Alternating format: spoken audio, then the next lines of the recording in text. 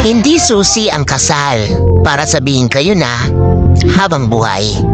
Dahil ang totoo niyan, kahit batas, walang magagawa kung hindi talaga sila tinadhana sa isa't isa. Ang kasal ay hindi pang habang buhay na katunayan para maangkin ang isang nilalang. Ito'y isang papel na nagbibigay ng karapatan sa mga taong nagmamahalan na kadalasan sa una lang nararamdaman at kalaunan nauuwi rin sa hiwalayan. Dalalang hindi pagkakaunawaan.